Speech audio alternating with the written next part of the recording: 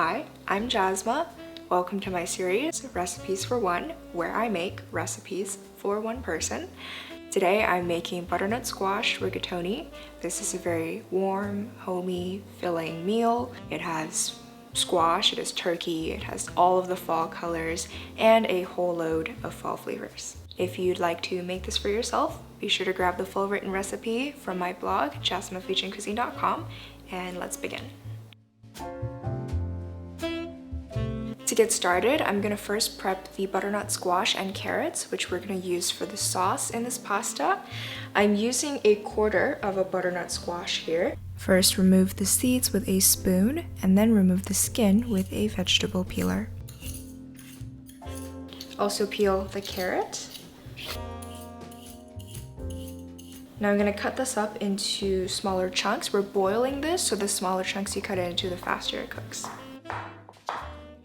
For the butternut squash, I'm going to reserve about 1/3 of this, which I'm going to save to cut into smaller chunks, and it'll stay chunks in the pasta, whereas the rest I'm going to puree into the sauce later on with the carrots. So I'm going to transfer into a small pot.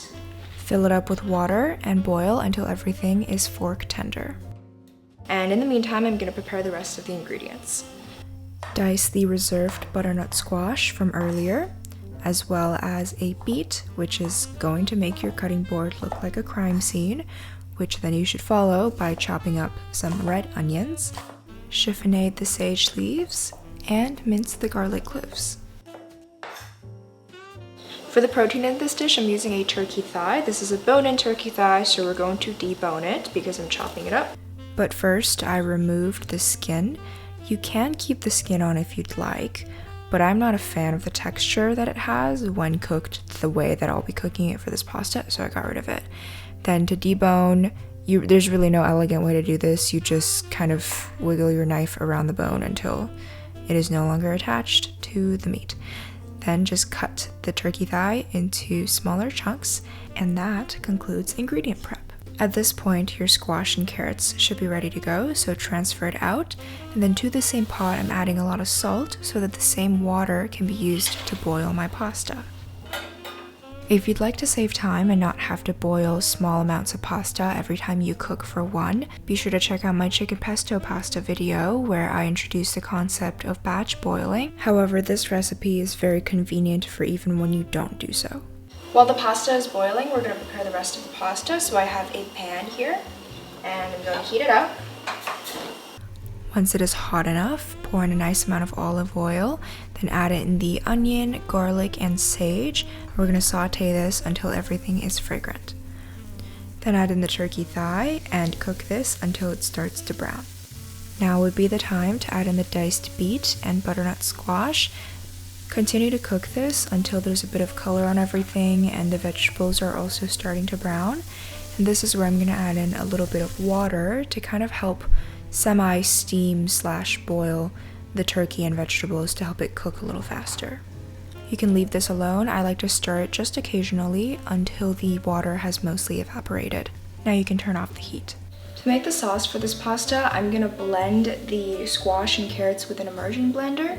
You can also use a food processor or a regular blender to do this. To it, I'm going to add my coconut milk. This just adds creaminess, and I really like the coconut scent. You can replace this, however, with milk, Greek yogurt, or sour cream, anything that kind of adds a creamy component. Then we have some nutritional yeast.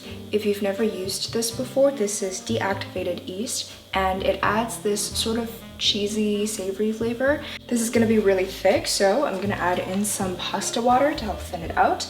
Keep in mind that the pasta water is salted, so you don't want to add too much, and don't add any salt to the sauce until after you've added all of your pasta water. Give it a taste, and if it needs more salt, then add more salt. Blend until everything is smooth, and now we can assemble the entire dish.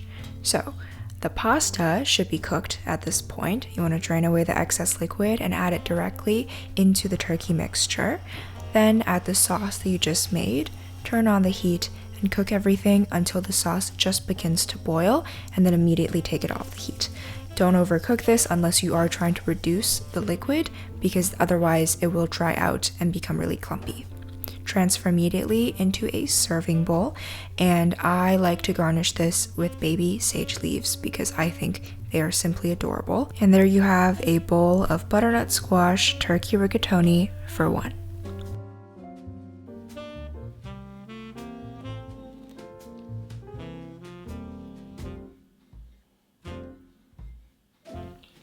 Very good. You want to try?